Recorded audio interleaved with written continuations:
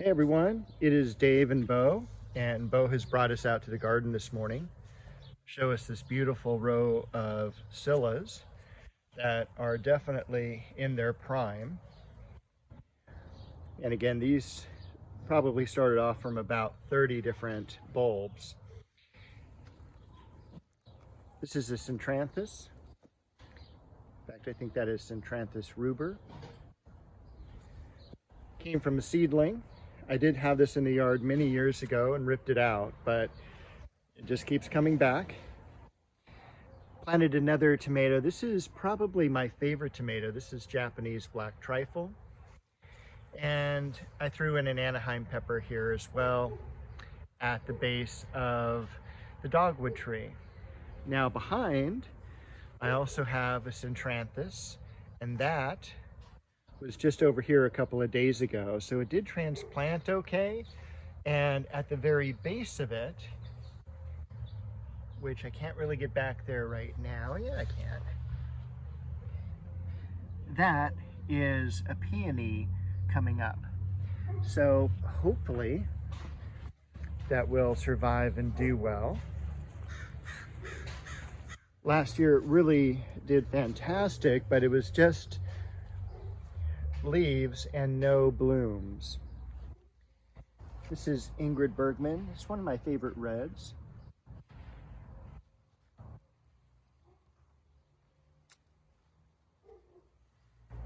And then we have a little bit of color on Helen Trauble. So I'm gonna head back there and just kind of show you a little bit. Hopefully that'll be more in bloom next week. A few more iris blooming there. And I've been really pleased with how that dwarf conifer is doing. Foxglove along the back. And I've been really pleased also with the apricot, how much that's leafed out and how quickly. Another red rose just about to bloom.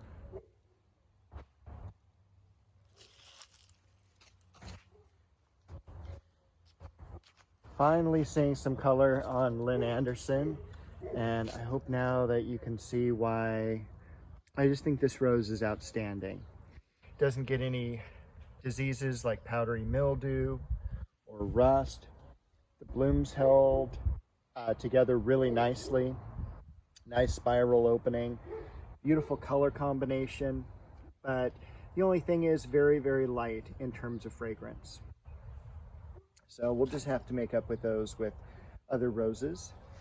The catmint.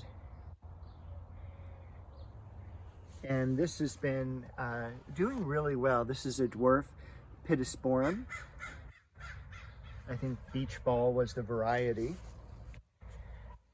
The caprasma, showing some beautiful color.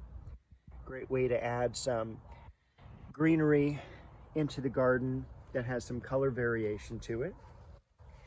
Also look at how well those hollyhocks have been just really exploding. I mean, it's springtime and I feel behind already. And I've been working all winter. Now this is kind of unique as well. This is a bicolor, but it kind of looks just like one color right now. That is 49er.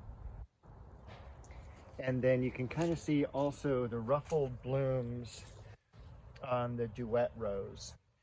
And Duet's one of those unsung heroes. It's from the 50s. And it really doesn't get its, well-deserved points for being such a good garden rose. It's almost always in bloom. Here's Garden Party. And I can't say enough good things about Duet. The other rose that I'm really excited about to come into bloom, and this you'll see for the rest of the season, is Tournament of Roses. Now this was an All-American Rose Selection winner in 1988, and I actually happened to be working in Pasadena at that time, so it was a great seller for us, but it ended up being one of those roses that just continually bloomed. It is a grandiflora, but I've never seen it higher than about 4 or 5 feet. So it does have that cluster effect of roses. It does have a few singles, but mostly it's going to be clusters. This is almond bush. I bought this last fall, if you remember, and had some incredible fragrance to the blooms, and finally found a place to put it in the garden. The delphinium spiking up. Around here, I did plant some of the lavender, and the stake there is a new lily. So I planted 4 lily bulbs here, as well as over here. Both of them kind of in the white shades. One's a double, one has kind of some pink or red markings to it. So we'll see those hopefully in a couple of months blooming. Another dwarf conifer back there. Haven't seen any growth at all from the pittosporum there, those twigs, or not pittosporum. It is a mock orange. It is Philadelphus is the botanical name, but still looks healthy. So I'm not going to worry too much. Look at how high the larkspur's gotten and how beautiful that crabapple tree has leafed out. Other plantings this week. This is a Westringia. Normally Westringia get about 4 or 5 feet tall. That is a dwarf grower. This is a 4-foot tall one here. And I will keep that trimmed back, and it just looked really good right in that spot. So that's why I put it there. The fuchsia holding up. This is our first kind of warm weekend in the spring. We've zipped past the 70s, and it's supposed to be 80 degrees this weekend. So we will see. Witch alder right there.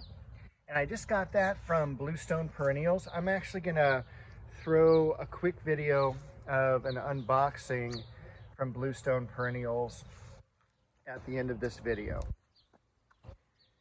And I will be doing some watering out here, because even though everything is mulched, this is the first hot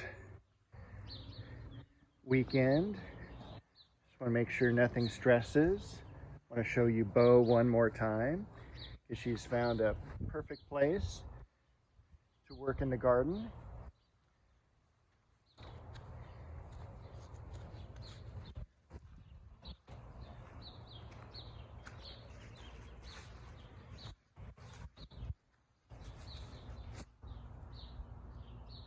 Beautiful pink jasmine.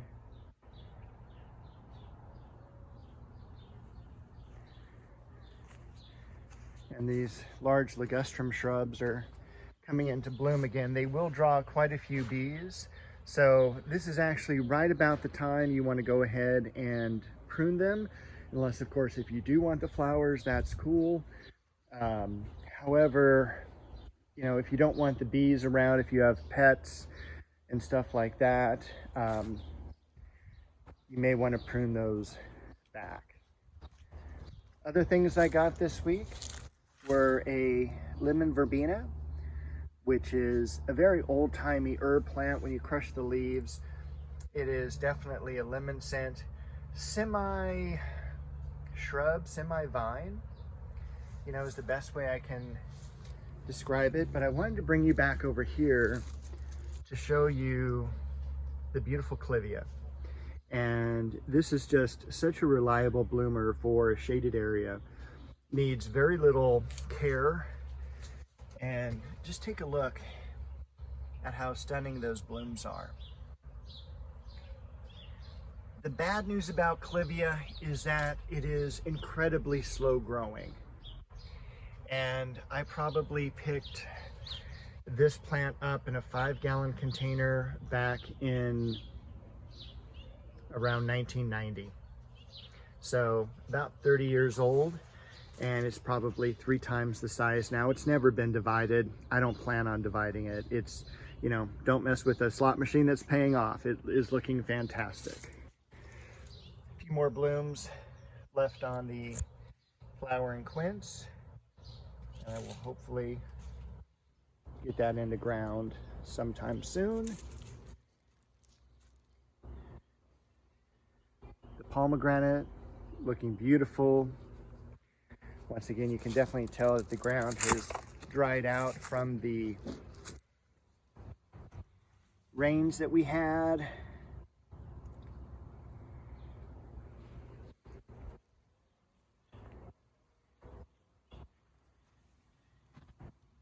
That columbine.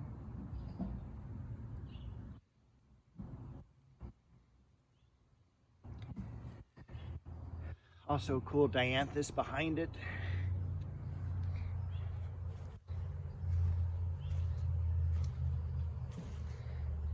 We have a lone syllabulb over here.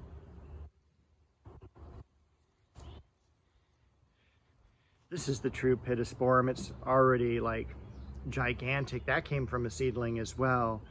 I was hoping it was going to come into bloom, but it was just flush as a new growth.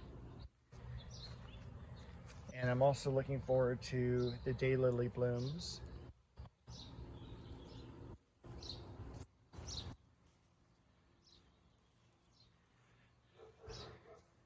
Oops, I'm in the way of the sun here, but that's the pathway I built. Took all of last weekend, but I survived, and it did. It looks really, really nice. The lavenders, absolutely insane with blooms, and you can see a few bees around them. And the poppies are doing well also. Finishing the bloom on the diosma. And here we are back at that magnolia tree.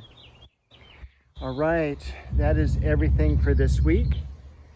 And I'm gonna pop in a video of the unboxing of bluestone perennials, as it sounds like my neighbor is taking off on his motorcycle. So I will see you all next week. Bo says goodbye as well. Okay, hey everyone, I just got an order in via mail from Bluestone Perennials, and the plants came in a pretty cool carrying case there. I got 3 of them. This is Deutzia with a cool little white fragrant flower.